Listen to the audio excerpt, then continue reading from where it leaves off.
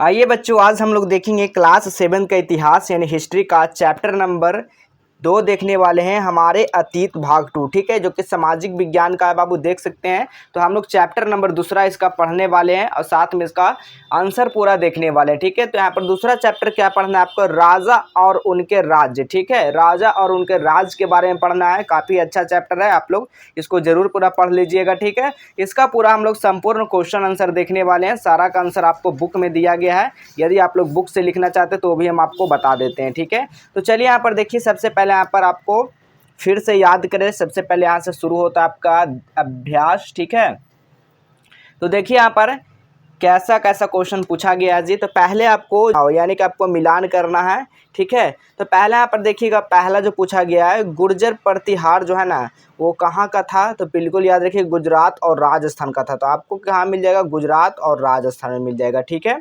उसी तरह से हम लोग अगला देखेंगे। अगला क्वेश्चन क्या है, राष्ट्रकूट क्या है। तो एक पश्चिमी दक्कन है। राष्ट्रकूट क्या है, एक पश्चिमी दक्कन है। पाल क्या है, पाल जो है ना बंगाल में है, बंगाल। ठीक है, चोल कहाँ, तमिलनाडु में। ठीक है, यहाँ पर देख सकते हैं चोल जो है तमिलनाडु में है। देख सकते हैं तमिलनाडु में शासन करने वाले चोल वंश थे। ठीक है, कहाँ हो जाएगा, चोल वंश तमिलनाडु। ठीक है, चलिए अगला प्रश्न हम लोग देखेंगे।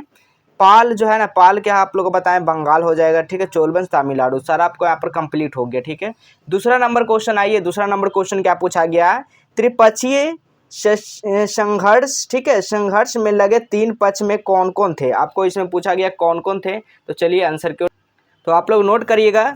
ये जो है ना, गुर्जर प्रतिहार, राष्ट्रकूट और पाल, ये जो तीनों थे वंश के शासक सदियों तक कनौज, ठीक है, कनौज के ऊपर नियंत्रण को लेकर आपस में लड़ते रहे। चूँकि इस लंबी चली लड़ाई में 3 पक्ष थे, इसलिए इतिहासकारों जो इतिहास लिखते हैं उसको इतिहासकारों कहते हैं, पर्याय मतलब दोबारा। ठीक है, इसकी चर्चा त्रिपक्षीय संघ के रूप में की गई। ठीक है, तो ये आपका दूसरा का आंसर हो जाएगा, यहाँ से लेकर यहाँ तक। ठीक है, यदि आप लोग ये भी लिखना चाहते हैं तो ये भी लिख सकते हैं, त्रिपक्षीय शासन का त्रिप्रमुख राष्ट्र महाराष्ट्र, मुगल साम्राज्य और मराठ यानी कि मराठा वंश के अन्य राज्य। ठीक है, ये भी आपको लिख सकते हैं। चलिए अगला क्वेश्चन हम लोग देखेंगे। अगला क्वेश्चन क्या पूछा गया, चोल साम्राज्य में सभा की किसी सीमित का सदस्य बनने के लिए जो ना आवश्यक शर्तें क्या थी। जो चोल साम्राज्य था उस सभा में जो समिति का सदस्य हमको बनना है, तो उसमें कितना एज हमको होना चाहिए, क्या आवश्यक है, वो आपको पूछा गया है। तो लिखिएगा आप लोग, चोल साम्राज्य में सभा में किसी समिति का सदस्य बनने के लिए आवश्यक शर्तें निम्नलिखित थी। जैसे यहाँ पर देखिए, उम्मीदवारों का उम्र 35 से 70 वर्ष के बीच होनी चाहिए थी। वह व्यक्ति भूमि का स्वामी होना चाहिए था। उसकी राजस्व भुगतान करने की क्षमता होनी चाहिए थे। वह ईमानदार और चरित्रवान होना चाहिए था। जिसने पिछले 3 वर्षों तक कोई अपराध दंड ना पाया हो, जिसने सरकारी सेवा में बेईमानी ना की हो, वो क्या है, वो उसी को ये सदस्य बनने के लिए दिया जाता था। ठीक है, तो इस तरह से इसका आंसर आप लोग नोट कर लेंगे। अगला क्वेश्चन देखिएगा, चाहमानों के नियंत्रण में आने वाला प्रमुख कौन कौन नगर थे। तो लिखिएगा, चाहमानों में नगर में जो आने वाला प्रमुख नगर अजमेर और दिल्ली थे, ये दोनों नगर थे। ठीक है, ये दोनों जो ना रणनीतिक और राजनीतिक दृष्टि से महत्वपूर्ण था, अजमेर और दिल्ली। ठीक है, ये दोनों आप लोग नोट कर लेंगे। 5वां नंबर क्वेश्चन पूछा गया, राष्ट्रकूट कैसे शक्तिशाली बने। ठीक है, राष्ट्रकूट जो है ना कैसे शक्तिशाली बने, नोट करिएगा आप लोग। राष्ट्रकूट शक्तिशाली बनने का मुख्य 3 कारणों से बने, सैन्य शक्ति, राजनीतिक कुशलता और शासन व्यवस्था और धार्मिक सहिष्णुता। ठीक है, इससे वो क्या हुआ, राष्ट्रकूट शक्तिशाली बने। ठीक है, तो इसमें आप लोग लिख सकते हैं, सैन्य शक्ति, उन्होंने मजबूत सेना बनाई और कई सफल युद्ध जीते। राजनीतिक कुशलता, राष्ट्रकूट शासकों ने चालाकी संबंध बनाए और दुश्मनों को हराया। प्रशासन व्यवस्था, उन्होंने एक सुसंगठित प्रशासन प्रणाली बनाई। धार्मिक विषमता सहिष्णुता, उन्होंने सभी धर्मों को सम्मान दिया और जनता में उनका सम्मान बढ़ाया। ठीक है, इस तरह से इसका आंसर नोट कर लेंगे। अगला क्वेश्चन देखिएगा, नए राजवंशों ने स्वीकृति हासिल करने के लिए क्या किया। तो नोट करेंगे आप लोग, नए राजवंशों के लिए स्वीकृति हासिल करने के लिए निम्नलिखित उपाय जो किए गए, ब्राह्मणों को दान देकर धार्मिक मान्यता प्राप्त की, खुद को धर्म रक्षक बताकर अपनी स्थिति मजबूत की, मंदिरों का निर्माण करवाया, पूजा पाठ में समर्थन किया, राज्य की सभी महानता दिखाने के लिए अभिलेख में यानी कि प्रशस्तियों का प्रयोग किया। ठीक है, यहाँ पर पुराने शासकों का संबंध जोड़ने या खुद उनके उत्तराधिकारी के रूप में प्रस्तुत किया। तो इस तरीके से उन्होंने धार्मिक समुदाय को क्या क्या शुभ कार्य प्राप्त किया। इस तरह से इसका आंसर लिख लेंगे। अगला क्वेश्चन देखिएगा, तमिल क्षेत्र में किस तरह से सिंचाई का व्यवस्था का विकास हुआ। तो लिखिएगा, तालाब और कुंडों का निर्माण किया गया जिसमें पानी वर्षा इकट्ठा किया जाता था। कृत्रिम झीलें जैसे बनाई गई जो खेतों में पानी देता था। नहरों द्वारा नदियों पानी लाकर खेतों में पहुंचाया जाता था। पर्वतीय क्षेत्र में पानी लाने की व्यवस्था की गई। इन उपायों से तमिलनाडु जो ना तमिल क्षेत्र में सुनियोजित सिंचाई प्रणाली विकसित हुआ। ठीक है, इस तरह से आप लोग लिखिएगा और कृषि उत्पादन बढ़ा। ठीक है, इस तरह से इसका आंसर नोट कर लेंगे। अगला क्वेश्चन देखिएगा, 8 नंबर क्वेश्चन, चोल मंदिरों के साथ कौन कौन से गतिविधियां जुड़ी हुई थी। चोल जो मंदिरों है उसके साथ कौन कौन गतिविधियां जुड़ी हुई। तो लिखिएगा, चोल मंदिरों में केवल पूजा स्थान नहीं बल्कि शिक्षा, संगीत, नेतृत्व, कला केंद्र भी थे। इसमें से पुजारी, कारीगर, मूर्ति संगीतकार जैसे लोग काम करते थे। मंदिरों को दान और भूमि भी मिलती थी जिससे वे आर्थिक समाज का गतिविधियां केंद्र बन गए थे। ठीक है, इस तरह से इसका आंसर नोट कर लीजिएगा। चलिए अगला क्वेश्चन देखिएगा, 9 नंबर क्वेश्चन क्या पूछा गया है। मानचित्र 1 को दोबारा देखें और तलाश करें कि जिस प्रांत से आप रहते हैं, जिस प्रांत में आप रहते हैं उसमें कोई पुरानी राजशाही राजाओं का था या नहीं। ठीक है, इस तरह से देखिएगा तो आपको बता। तो आप लोग इस चित्र में देखिए। ठीक है, जैसे कि बिहार में हम लोग देखेंगे, यहाँ से बिहार में तो पाल वंश जो था, पहले पाल वंश, ठीक है, वो बिहार में पाल वंश के फिर बिहार यहाँ पर हो गया।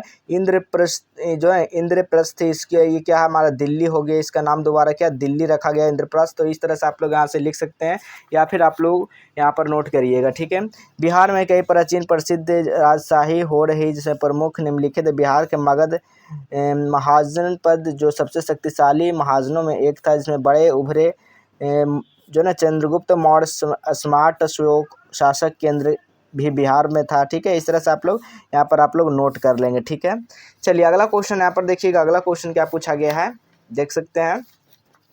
अगला क्वेश्चन है, जिस तरह से पंचायती चुनाव का हम आज देखते हैं उनसे उत्तर मेरू, ठीक है, उत्तर मेरू के चुनाव किस तरह अलग थे।